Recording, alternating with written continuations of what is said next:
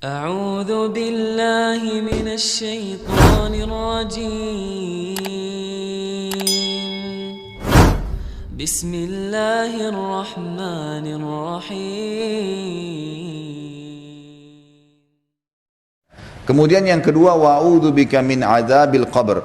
Aku berlindung kepadamu dari azab kubur, dan sudah kita jelaskan pada pertemuan-pertemuan kita yang lalu, azab kubur akan datang kepada seseorang walaupun belum pasti dia masuk ke neraka.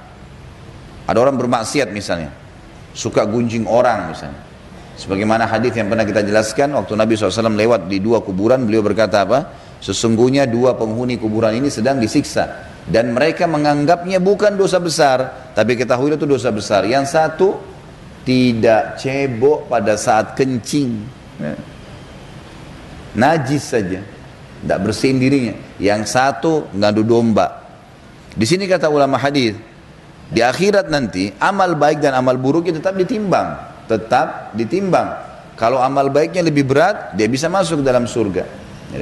Tetapi azab kubur tidak bisa lepas, harus masuk.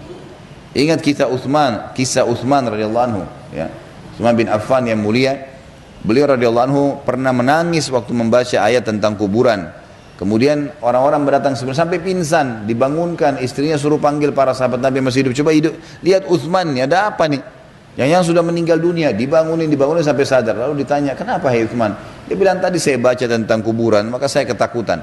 Kata mereka, apakah kamu takut sementara kamu ini siapa? Anak mantunya Rasulullah SAW, menikah dengan dua anak perempuan Nabi SAW, kemudian membiayai peperangan-peperangan Nabi SAW, dapat jaminan surga, semua kelebihan disebutkan. Kata Utsman, yang kalian katakan benar, tetapi perlu kalian tahu satu hal, Rasulullah SAW menjamin buat saya masuk surga di sana, tapi tidak ada jaminan di sini.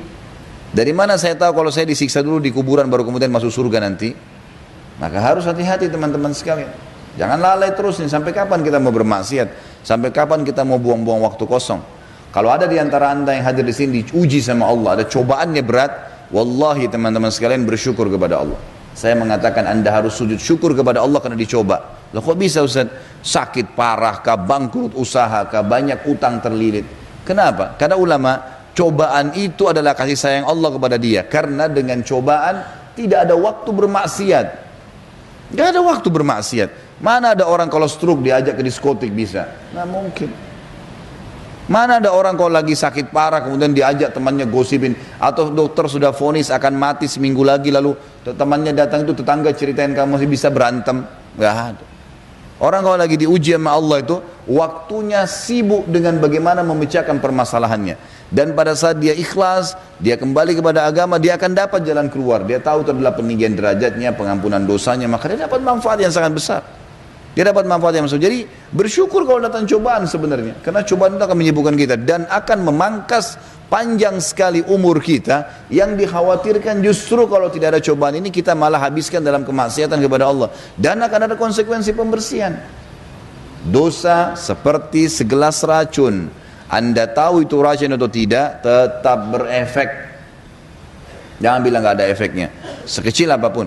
Bahkan ulama mengatakan dosa yang tidak disengaja saja masih dibersihkan oleh Allah Subhanahu wa taala.